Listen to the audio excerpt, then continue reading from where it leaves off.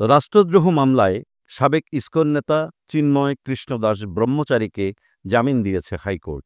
বুধবার ৩০শে এপ্রিল বিচারপতি মোহাম্মদ আতাউর রহমান ও বিচারপতি মোহাম্মদ আলী রেজার সমন্বয়ে গঠিত হাইকোর্ট বেঞ্চ তার জামিন প্রশ্নে জারি করা রুল যথাযথ ঘোষণা করে এ আদেশ দেন।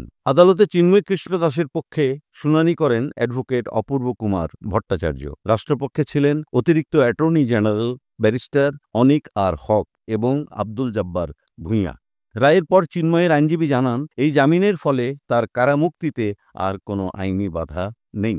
উল্লেখ্য, ২০২৪ সালের ২৫শে অক্টোবর চট্টগ্রামে সনাতনী সম্প্রদায়ের একটি বড় সমাবেশ চিন্ময় কৃষ্ণদাসের নেতৃত্বে আয়োজন করা হয়। কয়েকদিন পর ৩১শে অক্টোবর তার বিরুদ্ধে জাতীয় পতাকা অবমাননার অভিযোগ এনে রাষ্ট্রদ্রোহের মামলা হয়। মামলায় আরও ১৮ জনকে আসামি করা হয়। পরবর্তীতে ২৫শে নভেম্বর ঢাকায় তাকে গ্রেফতার করে পুলিশ। পরদিন জামিন আবেদন করলে চট্টগ্রাম মেট্রোপলিটন ম্যাজিস্ট্রেট তা নামঞ্জুর করেন এবং চিন্ময়কে কারাগারে পাঠানোর নির্দেশ দেন।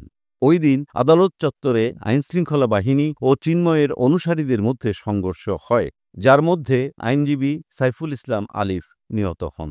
চট্টগ্রামের মহানগর দায়রা জজ আদালত ২রা জানুয়ারি তার জামিন আবেদন নামঞ্জুর করলে তিনি হাইকোর্টে আবেদন করেন। এরপর ৪ঠা ফেব্রুয়ারি হাইকোর্ট একটি রুল জারি করে জানতে চান কেন তাকে জামিন দেওয়া হবে না।